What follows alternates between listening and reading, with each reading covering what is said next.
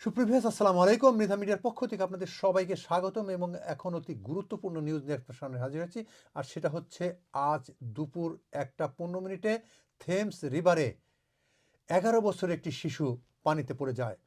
সেই পানিতে পড়ে যাওয়ার পর থেকেই তাকে খুঁজে পাওয়ার চেষ্টা করছে ফায়ার ব্রিগেডের সহ, অ্যাম্বুলেন্স সহ, ডুবুরিরা সহ সেখানে বিরাজ করছে এবং সবাই তাকে খুঁজে বের করার জন্য আপ্রাণ চেষ্টা করছে, কিন্তু দুপুর থেকে এখন পর্যন্ত তাকে খুঁজে পাওয়া যায়নি।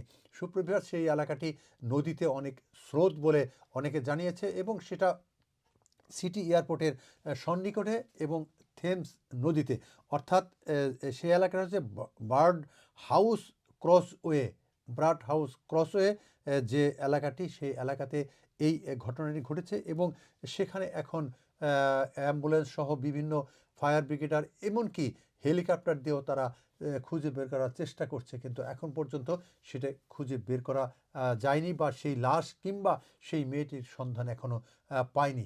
সুপ্রিভিয়ার্স, এই পর্যন্তই। যখন আপডেট আসবে আবার আপনাদেরকে নিয়ে জানিয়ে দেব।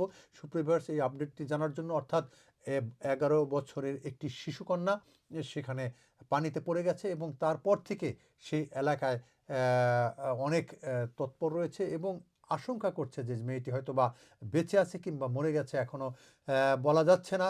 খুঁজে না পাওয়া পর্যন্ত কিছুই বলা যাচ্ছে না এবং সেই মেয়েটি কোন দেশের বা কোন এলাকার সেটাও এখনও পর্যন্ত সুনিশ্চিত নয়। শুধু এতটুকু জানা গেছে যে 11 বছরের একটি মেয়ে পানিতে পড়ে গেছে।